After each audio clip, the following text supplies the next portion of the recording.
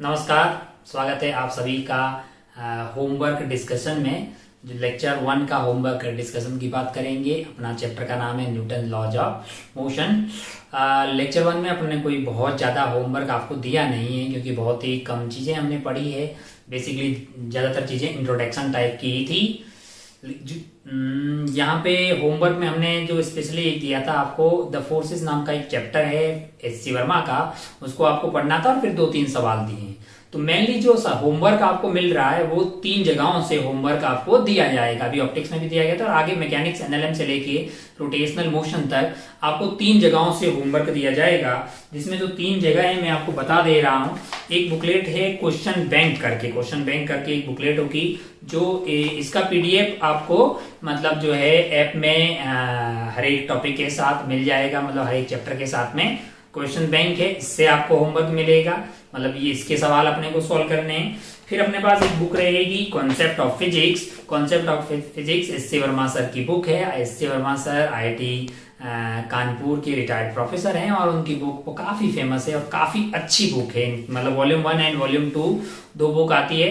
अगर आपके पास इसकी मतलब सॉफ्ट कॉपी तो है ही सही आपके पास, मान लो कि भाई अगर आप चाहते हैं कि आपके पास हार्ड कॉपी भी आए, मतलब अगर आपके गांव में या सिटी में कहीं पे अगल बगल की दुकान में मिल जाए, तो मैं आपको रिकमेंडेड करूंगा कि आप ये बुक खरीद लें। मतलब ज्यादा महंगी भी नहीं है। वॉल्यूम 1 एंड वॉल्यूम 2 जो है, वॉल्यूम 1 जो है मैकेनिक्स वाले पार्ट के लिए आपको खरीदना है, और 12th वाला जो मैकेनिक्स है और इसमें वेव्स वाला पार्ट भी है, ज्योमेट्रिकल ऑप्टिक्स वगैरह भी है। और वॉल्यूम 2 में आपको जो है 12th के ज्यादातर टॉपिक जो है वो वॉल्यूम 2 में दिखाई देंगे। और काफी अच्छी बुक है सवाल सॉल्व करने के लिए भी, और थ्योरी भी कभी जिंदगी में जरूरत पड़े तो सिर्फ इधर से ही पढ़ने का, और किसी बुक से कुछ और पढ़ने की कतई जरूरत नहीं है ना। तो अगर आपके वो पॉसिबल हो तो आप जो है कॉन्सेप्ट ऑफ फिजिक्स की वॉल्यूम 1 एंड वॉल्यूम 2 जो है उसकी हार्ड कॉपी, यानी कि उसको बुक की फॉर्म में आप जो है उसको खरीद लीजिए, ताकि आपको पढ़ने में ज्यादा दिक्कत नहीं होगी। अच्छा भाई साहब, और तीसरा टाइप का हमारे पास जो बुकलेट है वो है प्रैक्टिस शीट्स, जो जिसमें काफी अच्छे अच्छे सवाल हैं। बीच बीच में अपन वक्त के हिसाब से इसमें से भी सवाल आपको होमवर्क में दिए जाएंगे, तो इतना काफी है। मतलब that is more than sufficient. अगर अपन इतना सॉल्व करते हैं हर एक टॉपिक पे, हर एक लेक्चर के करस्पॉन्डिंग इन तीनों से जो होमवर्क दिया जाएगा हमें उसको सॉल्व करना होगा। और हम ये पहले ही बता चुके हैं कि हम कितना समझते हैं, कितना अच्छे से ये समझते हैं। भले कि कितना ही अच्छा हमने मतलब जो लेक्चर को समझ लिया, लेकिन जब तक अपन होमवर्क अपने हाथों से सवालों को सॉल्व नहीं करेंगे, तब तक आप आईआईटी जेईई का सपना मतलब जो है वो साकार नहीं हो सकता। क्योंकि वहां पे आपके पास सवाल कोई ऐसा तो है नहीं कि भाई रटा रटा सा सवाल सा आता है। सवाल आता है, बस कॉन्सेप्ट आपके अगर अच्छे होंगे तो आप हर सवाल को डील कर पाएंगे। कॉन्सेप्ट अच्छे होने के लिए आपको कॉन्सेप्ट यहाँ बोर्ड पे क्लियर करवा सकता है मास्टर आपको पढ़ा के, लेकिन वो सवालों में अप्लाई करना, जो एप्लीकेशन बेस्ड वाले सवाल होते हैं वो तभी आप कर पाएंगे जब आपने खूब सारे सवाल वैसे खुद से ट्राई किए हो, है ना। तो अब आपको ज्यादा और बताने की जरूरत नहीं है, क्योंकि बगैर होमवर्क के काम चलने वाला नहीं है। तो पूरी शिद्दत से आप जो है मतलब जो भी आपको करस्पॉन्डिंग लेक्चर की करस्पॉन्डिंग जो भी होमवर्क दिया जा रहा है, मास्टर आपसे उम्मीद करता है कि आप पूरा का पूरा वो होमवर्क कर रहे होंगे। एक रफ कॉपी होनी चाहिए आपके पास। रफ कॉपी ऐसी नहीं कि जिसमें घास काट के फेंक दिए पन्ने, ऐसा होना चाहिए कि जहां पे सॉल्व किया हो उसका प्रूफ कोई मांगे तो दे सको। और एटलीस्ट जब खुद अपने को जरूरत पड़े, मान लो कि रिवीजन के टाइम में हमें कोई बुकलेट से किसी सवाल में अपन फंस जाएं, तो वो सवाल का सॉल्यूशन जाके अपने पुराने टाइम में जब सॉल्व किया हो वहां पे देख पाओ, ऐसा होना चाहिए। अब ऐसा नहीं कि भाई साहब ऊपर ब्लैक पेन से सवाल लिख रहे हो, नीचे ब्लू पेन से उसका सॉल्यूशन लिख रहे हो, ऐसा कतई जरूरत नहीं। कोई भी आपकी कॉपी चेक करके उसमें 10 नंबर देने वाला नहीं है, या वेरी गुड लिखने वाला कोई नहीं है। पर आप भी जानते हैं कि आपको कल को जरूरत पड़ेगी तो आप तुरंत जो है अपना ही सॉल्यूशन आपके काम आएगा रिवीजन के टाइम। जब भी आप टेस्ट से पहले अच्छे सवाल को रिवाइज करेंगे या चीजों को दोबारा देखेंगे, जब एग्जाम आ जाएगा 1 साल बाद में, 2 साल बाद में, तब आपको इसकी बहुत बहुत ज्यादा जरूरत पढ़ने वाली है ना। और इसमें कोई बहुत ज्यादा एफर्ट लगने वाला नहीं है। आप रफ टाइप की कॉपी जो है उसको यूज करें, और ऐसी कॉपीज में ऐसा नहीं हो कि उसमें हर तरह का केमिस्ट्री भी उसी में डाल दें, मैथमेटिक्स भी उसमें डाल दें। एक टॉपिक की अलग होनी चाहिए, जिसमें सीक्वेंस वाइज क्वेश्चन सॉल्व किए हुए रहेंगे, तो आपको वापस ढूंढने में ज्यादा परेशानी नहीं होगी। अब मास्टर ये हर बार बताने वाला नहीं है, इससे पहले भी 2-3 बार बताया जा चुका है। उम्मीद है कि आपको पूरी उसको जो है पूरी शिद्दत से इस बात को फॉलो करेंगे। आज की अगर अपन बात करें तो अपने पास पहले लेक्चर में कोई बहुत ज्यादा होमवर्क नहीं है, पर आपको एक चैप्टर पढ़ने का बोला गया है। द फोर्सेज नाम का ये चैप्टर यहाँ पे एससी वर्मा में है, चैप्टर नंबर 4, और इसका पीडीएफ आपके पास मतलब जो है ऐप में है ही सही। बुक अगर आपके पास है तो चैप्टर नंबर 4 जो है द फोर्सेज, ये फोर्सेज के बारे में ज्ञान बांट रहा है चैप्टर, जो कि एनसीईआरटी के पहले वाले चैप्टर में इस तरह का ज्ञान दिया हुआ। हम लोग इन जैसे जैसे जैसे फोर्सेज है उनको डेप्थ में अलग अलग चैप्टर में जाके पढ़ेंगे। तो मैं आपको मतलब इसमें अगर बहुत ज्यादा ना बोलते हुए जो कि आपको पढ़ना है एक बार, मतलब जस्ट गो थ्रू करना है। अगर आप ध्यान से देखेंगे तो यहाँ पे मतलब कुछ बातें लिखी हुई है। ये लिखा हुआ है कि फोर्सेस जो है बेसिकली फोर्सेस को नेचर में जो भी फोर्सेस है उनको 4 कैटेगरीज में यानी 4 ग्रुप में डिवाइड किया गया है। पहला टाइप है ग्रेविटेशनल फोर्स, जो कि अपन ने 9th लेवल में पढ़ा होगा कि दुनिया का हर एक मास दूसरे मास से प्रेम कर रहा होता है, Gm1 m2 r2 है ना। ग्रेविटेशन नाम के चैप्टर में अपन बहुत ज्यादा डेप्थ में पढ़ने वाले हैं। तो ये अपना पहला टाइप का फोर्स हो गया। दूसरा टाइप का जो फोर्स है वो है इलेक्ट्रोमैग्नेटिक फोर्स, यानी दो चार्जेस के बीच में फोर्स लगता है, या एक चार्ज जो है मैग्नेटिक फील्ड में चल रहा होता है तब फोर्स लगता है। पूरा इलेक्ट्रोमैग्नेटिज्म वाला पार्ट जो है 12th में अपन बातें इसकी करते हैं। लेकिन हाँ, एक सेकेंड टाइप की वेराइटी हो गई इलेक्ट्रोमैग्नेटिक फोर्स। अच्छा, ग्रेविटेशनल फोर्स, इलेक्ट्रोमैग्नेटिक फोर्स। तीसरा टाइप का फोर्स होता है न्यूक्लियर फोर्स, जो काफी कम रेंज में यानी न्यूक्लियर इसके अंदर में जो होती यानी फर्मी लेवल के डिस्टेंस पे इलेक्ट्रॉन्स, प्रोटॉन्स, न्यूट्रॉन्स, न्यूक्लियॉन्स के बीच में लगता है, ये वाला स्ट्रॉन्ग न्यूक्लियर फोर्स होता है। एक और फोर्स होता है वीक फोर्स, जो कि कहां कुछ न्यूक्लियर रिएक्शन में जिसमें न्यूट्रिनो एंटी न्यूट्रिनो बनते हैं, एक आइटम टूट के दूसरे में जाता है। अब मैं नाम लूंगा तो मतलब उसका कोई फायदा नहीं है, क्योंकि वो चीज को आप अभी जानते नहीं हो, पर पूरा सिलेबस जब जब होगा तब आप उसको जान जाएंगे, इस बात की गारंटी। जस्ट मैं आपको बोल रहा हूं कि जो द फोर्सेज नाम का ये जो चैप्टर है कुछ ज्यादा बहुत बड़ा नहीं है, 2-3 पन्ने हैं, हमको जस्ट उसको एक बार जो है गो थ्रू कर देना है। हार्डली जो है 5 से 10 मिनट इसमें लगेंगे। मोटा मोटा जो काम की बात है मैंने वैसे ही बता दिया है कि इसमें पहले पेज पे लगभग यही सब बातें लिखी हुई है कि न्यूटन साहब ने 3 लॉ दिए थे, first law and second law and third law, और फोर्सेज जो है ब्रॉडली 4 भागों में डिवाइड किए गए हैं। One is gravitational force, second is electromagnetic force, and third is strong nuclear force, and fourth is weak forces. अच्छा, फिर आपको जो है 4.2 में ग्रेविटेशनल फोर्स के बारे में कुछ ज्ञान दिया हुआ, Gm1 m2 r2, ये 9th लेवल में हमने पढ़ा था भाई साहब। और बाकी अपन बहुत ज्यादा डेप्थ में ग्रेविटेशन अपने आप में एक चैप्टर होगा, तो अपन जब पढ़ेंगे तब उसको पढ़ ही लेंगे। अच्छा, हम ये क्यों बता रहे हैं, क्योंकि 1-2 सवाल जो होमवर्क में दिया है या जो हमारी बुकलेट है उसमें एनएलएम में इस पे बेस्ड सवाल है, तो हमें देख लेना चाहिए, कोई बहुत बड़ी चीज तो है नहीं। अच्छा, फिर अपन आगे बढ़ते हैं तो 4.3 में, जैसे ग्रेविटेशनल 4.2 में बताया गया है, तो 4.3 में यहाँ पे इलेक्ट्रोमैग्नेटिक फोर्स के बारे में ज्ञान दिया हुआ है। जैसे Gm1 m2 r2, मास m1 और m2 दो मास रखे हुए हैं, यहाँ पे m1 है और यहाँ मास m2 है, इनके बीच में एक प्रेम वाला फोर्स लग रहा था। ये अपन ने 9th में पढ़ा था कि ये जो फोर्स है F, ये बेसिकली है हमारे लिए Gm1 m2 r2।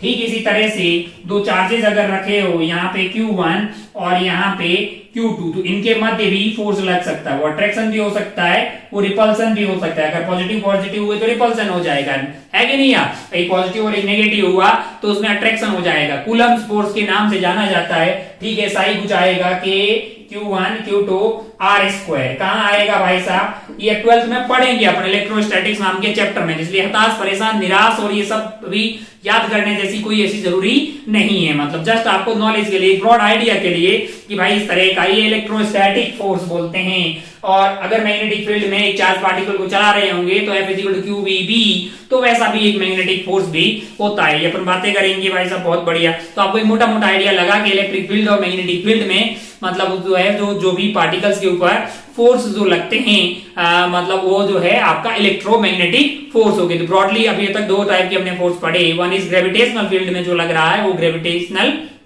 फोर्स हो गया और इलेक्ट्रोमैग्नेटिक फोर्स हो गया। तीसरा टाइप का जो फोर्स है, अच्छा, जो इलेक्ट्रोमैग्नेटिक फोर्स है वो किसके बीच में लगता है? एटम्स एंड मॉलिक्यूल्स के बीच में लगता है। किनके बीच में? Atoms and molecule. एक सरफेस के एटम्स एंड मॉलिक्यूल दूसरी सरफेस के एटम्स एंड मॉलिक्यूल्स के बीच में जो फोर्स लगा रहे होते हैं। अब अगर अपन ध्यान से देखें तो हम बातें करने वाले हैं नॉर्मल के बारे में आने वाले लेक्चर्स में, मतलब जो भी आपका लेक्चर 2, 3, 4 है उसमें अपन बातें करने वाले हैं कांटेक्ट फोर्स के बारे में। हमने फोर्सेस का क्लासिफिकेशन किया था कि फोर्सेस में कांटेक्ट फोर्स होंगे, उसको अपन इस चैप्टर में बहुत ज्यादा पढ़ने वाले हैं। वो कांटेक्ट फोर्सेस नॉर्मल है, टेंशन है कि नहीं, या फ्रिक्शन है, या फिर अलग एक फोर्स अपन बात करेंगे स्प्रिंग फोर्स है।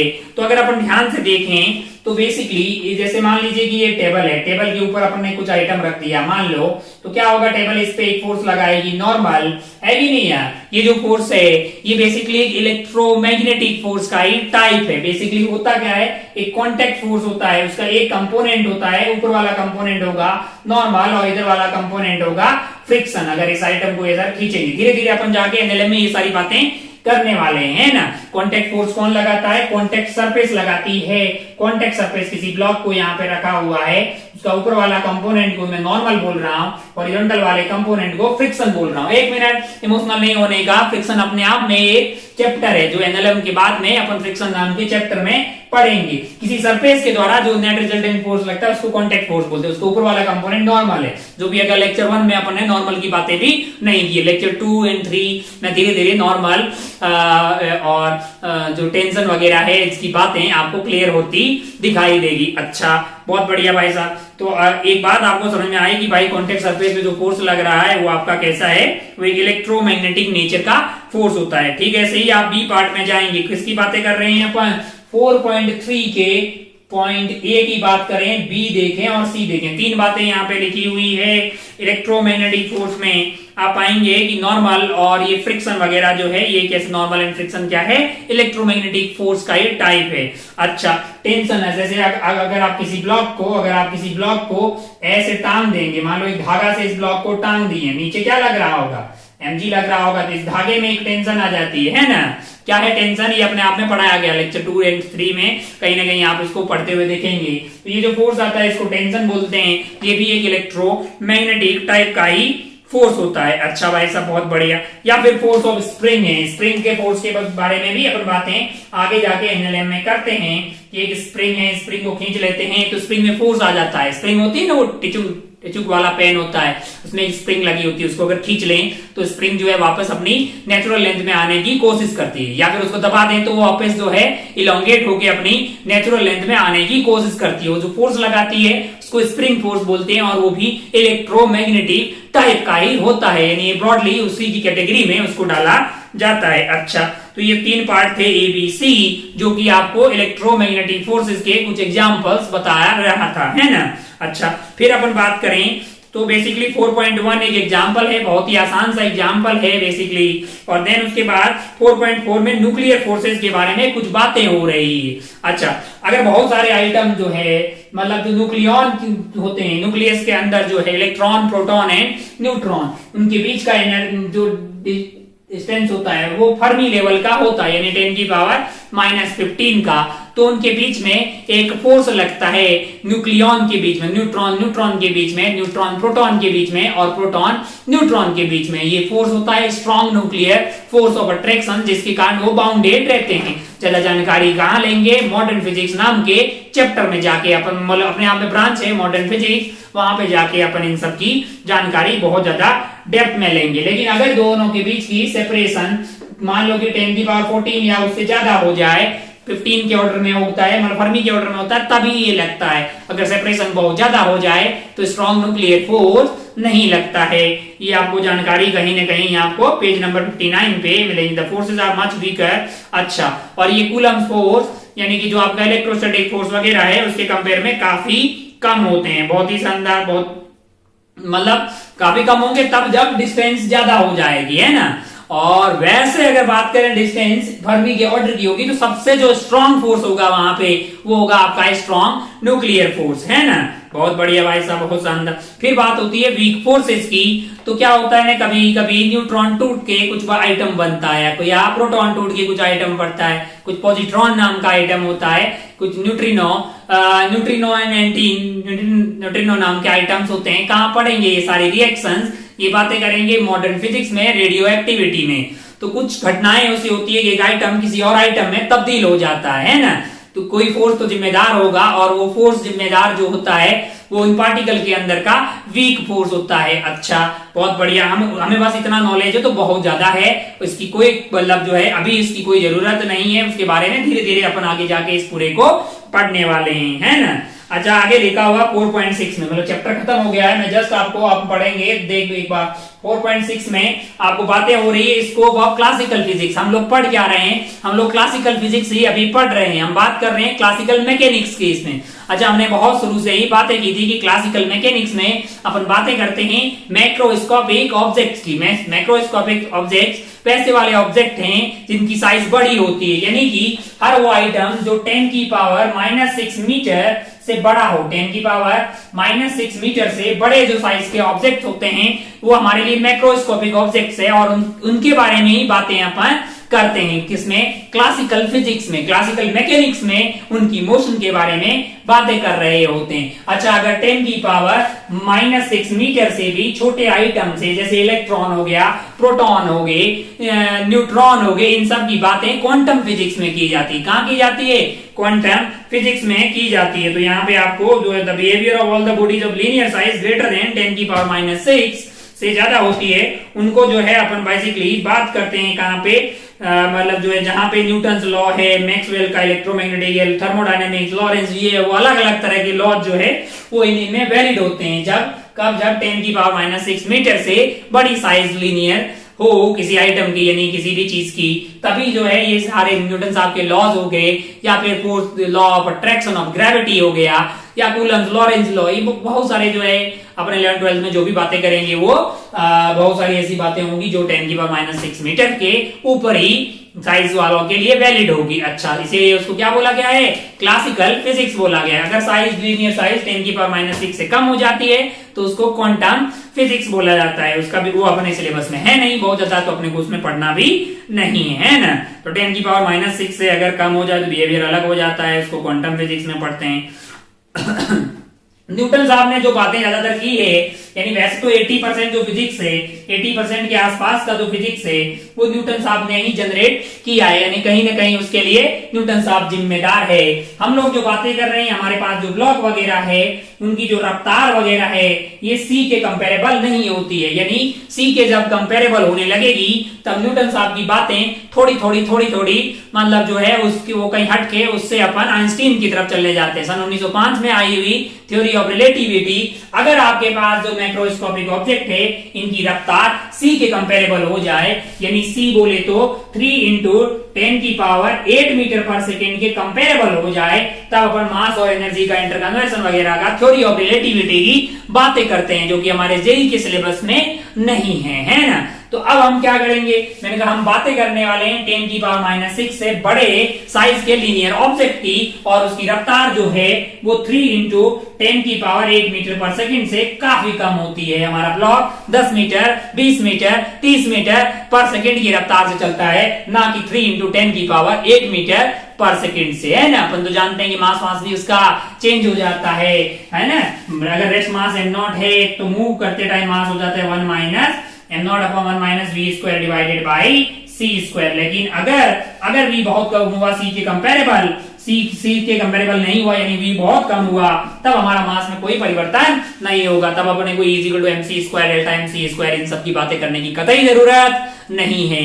तो यही सब बताया गया है कि भाई साहब अगर हमारे पास वेलोसिटी जो है, न्यूटन साहब के जो लॉज वगैरह की बातें करते हैं, वेलोसिटी c के कंपेरेबल हो जाए तो फिर आइंस्टीन जो मार्केट में आ जाते हैं, उनकी थ्योरी ऑफ रिलेटिविटी वो भी नहीं करनी है हमने को। तो हमें वैसे आइटम पढ़ने जिनकी लीनियर साइज इससे बड़ी हो, और स्पीड जो है वो c के कंपेरेबल नहीं हो, यानी बहुत ही कम हो c के कंपैरिजन में। अच्छा, बहुत बढ़िया भाई साहब, बहुत ही शानदार जो है आपको ये सब बोला गया है।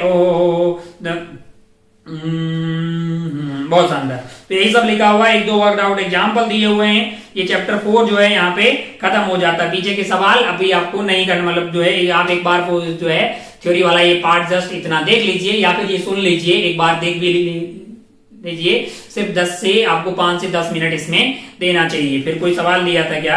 हाँ, कहां से दिया था? क्वेश्चन बैंक से कोई सवाल दिया होगा, जो अभी तक बांटे गए ज्ञान से ही होगा। हाँ, क्वेश्चन बैंक के पार्ट 1 एक्सरसाइज 1 पार्ट 1 से कोई सवाल दिया गया है क्या?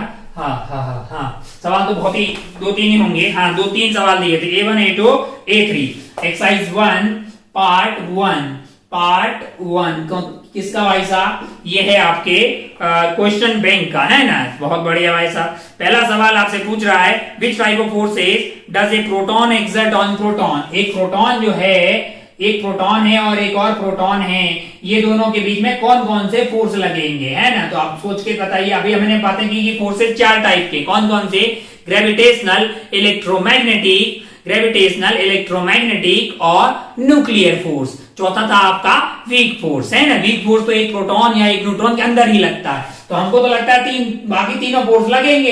प्रोटॉन है तो मास है, अगर मास है तो उसमें ग्रेविटेशनल फोर्स ऑफ अट्रैक्शन लगेगा। हाँ, कौन कितना ज्यादा लगेगा वो अलग बात है, लेकिन लगेगा ना। तो ग्रेविटेशनल फोर्स लगेगा, इलेक्ट्रोमैग्नेटिक फोर्स लगेगा भाई साहब, ये प्लस चार्ज का होता है, ये भी प्लस चार्ज का होता है, दोनों के बीच में एक रिपल्सन लगेगा। अच्छा, और अगर इनके बीच का फासला फर्मी के ऑर्डर का हो तो स्ट्रॉन्ग न्यूक्लियर फोर्स भी लगेगा। मैंने कहा लगेगा। तो 3 तरह के फोर्स लगेंगे। कौन सा फोर्स नहीं लगेगा? वीक फोर्स, इनमें आपस में लगने वाला नहीं है। तो हमारा आंसर हो जाएगा gravitational, electromagnetic and strong nuclear force. Sorry, तो ये आपका सवाल था कौन सा? A1 हो गया भाई। A2 पे चलते हैं। A2 वाला सवाल क्या है? A2 वाला, which one out of 4 fundamental forces, 4 fundamental forces मतलब वही 4 फोर्सेस, कौन से वाले? Gravitational, electromagnetic, strong nuclear force and weak force is the weakest force between the 2 proton at a distance of 1 fermi. एक फर्मी के distance पे, कितने? एक फर्मी के डिस्टेंस पे क्या रखे हुए हैं? 2 प्रोटॉन रखे हुए हैं। अगर 2 प्रोटॉन को एक फर्मी के ऑर्डर पे की दूरी पे रखे होंगे तो उनके बीच में स्ट्रॉन्ग न्यूक्लियर फोर्स तो लग ही रहा होगा। अब बचा कौन सा वाला है? ग्रेविटेशनल फोर्स है और इलेक्ट्रोस्टैटिक फोर्स, जो इलेक्ट्रोमैग्नेटिक फोर्स ज्यादा होता है कंपेयर टू ग्रेविटेशनल फोर्स। तो आपसे क्या पूछा है भाई साहब? Which out of 4 fundamental forces the weakest force between the 2 protons at a distance of 1 fermi की दूरी पे रखा होगा, तो आपका आंसर हो जाएगा ग्रेविटेशनल फोर्स, है ना? अच्छा भाई, स्ट्रॉन्ग न्यूक्लियर फोर्स बहुत ज्यादा होगा और ग्रेविटेशनल और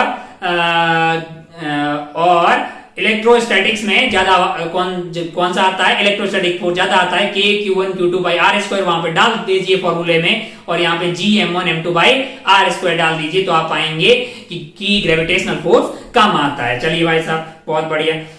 थर्ड वाला सवाल A3 पे बढ़ते हैं। A3 पे बहुत ज्यादा इजी है आज का कार्यक्रम। A3 में क्या है? Suppose you are running fast in the field. अच्छा, when you are suddenly find a snake in front of you, मतलब आप घोड़े की रफ्तार से भाग रहे थे और देखते हैं कि सामने सांप आ गया है। बहुत ही बढ़िया भाई साहब। तो सांप को आपसे डरना चाहिए कि आपको सांप से डरना चाहिए? नवोदय वालों से तो सांप को डरना चाहिए, है ना? चलिए, when you suddenly find a snake in front of you, you stop quickly। हाँ भाई, मतलब डर लगेगा तो रुकोगे ही सही। Which force is responsible for your deceleration? अगर चाप आप ऐसे दौड़े टिक टिक टिक और एकदम से आपको रुकना होगा तो आपको फ्रिक्शन की जरूरत पड़ेगी। किसकी? फ्रिक्शन की है। वैसे तो अपन एक चैप्टर के रूप में इसको पढ़ने वाले हैं, लेकिन अगर फ्रिक्शन नहीं हुआ तो आप रुक नहीं पाएंगे, क्योंकि आप एक सरफेस के रेस्पेक्ट में दूसरे से स्लाइड हो रहे हैं, तो सरफेस, नीचे वाली सरफेस आपके ऊपर बैकवर्ड फोर्स लगाएगी, जिससे आप में क्या आएगी? रिटार्डेशन आएगी, और उसी रिटार्डेशन की वजह से आपकी स्पीड कम हो जाएगी और आप रुक जाएंगे, है ना? तो हमें जरूरत पड़ेगी फ्रिक्शन की। फ्रिक्शन कैसा फोर्स है? फ्रिक्शन, नॉर्मल, टेंशन, ये स्प्रिंग फोर्स, ये सब क्या है? इलेक्ट्रोमैग्नेटिक फोर्स के ही पार्ट होते हैं। अच्छा, बहुत बढ़िया भाई साहब, बहुत ही शानदार। आगे वाला है 20 न्यूटन लगा रहा है बी। अच्छा, एक्शन रिएक्शन पेयर है, ये तो न्यूटन के थर्ड लॉ पे, तो ये सवाल तो दिया नहीं होगा क्योंकि अभी तो हमने एनएलएम का थर्ड लॉ नहीं पढ़ा है। आगे सारे एबीडी बनाओ, ये बनाओ, वो बनाओ, तो ये सवाल तो हम आगे देने वाले हैं लेक्चर 2 वगैरह में, और कोई किसी से पीपी वगैरह से प्रैक्टिस प्रॉब्लम से भी कोई सवाल नहीं दिया गया था। लेक्चर 1 में अपने बहुत सारी बातें बेसिक की थी, तो कोई बहुत ज्यादा होमवर्क था नहीं, लेकिन लेक्चर 2 से झड़ी लग जाएगी। उम्मीद है कि आप जो है पूरी जोश के साथ मतलब जो एक कॉपी बनाइएगा एनएलएम से, एटलीस्ट बना डालिए कि एनएलएम से लेके रोटेशन तक का ये जो खेला है वो कंटिन्यूस चलता रहेगा। उसके लिए आपके पास एक कॉपी होनी चाहिए होमवर्क की, जहां पे आप जो है लाइन से सारे सवाल सॉल्व करते हुए होने चाहिए। जो सवाल आपसे पहले अटेम्प्ट में नहीं हुआ है, जिसका सॉल्यूशन आपको देखने की जरूरत पड़ी है, ऐसे सवाल को स्टार मार्क कीजिएगा। तब आप जब रिवीजन करेंगे तो आपको सिर्फ वही सवाल सॉल्व करना चाहिए। जब फंस जाएं तो उसका सॉल्यूशन जहां आपने सॉल्व किया है वहां जाके देखें। इसीलिए वो कॉपी को समझो के रखना, यानी उसको सही से रखना जरूरी है। ऐसा नहीं कि भाई साहब कहीं भी कॉपी में कर रहे हैं और फिर हवाई जहाज बना के उसको फेंक दिया, उसी पन्ने पे केमिस्ट्री भी कर रहे हैं, मॉलिक्यूल भी बना रहे हैं, उसी में मोल भी निकाल रहे हैं और उसमें कुछ भी कर रहे हैं और फिर फेंक दिया गया। ऐसा ना करें, क्योंकि ऐसा करने से आपके द्वारा की गई मेहनत फिर आपके काम की नहीं आएगी। आपको रिवीजन की जरूरत पड़ती है। हर आदमी कुछ ना कुछ भूल जाता है, भूलना जरूरी होता है ना, भूलना जरूरी है भाई। भगवान ने एक बहुत अच्छी चीज दी है भूलना, वरना हमारी जिंदगी में जब एक दर्द लग जाता है तो भूलना भी तो जरूरी है ना, वरना वही दर्द से हमेशा याद रहेगा, जिंदगी बर्बाद हो जाएगी, है ना। चलिए कोई बात नहीं, आज की खेला को अपन खत्म करते हैं।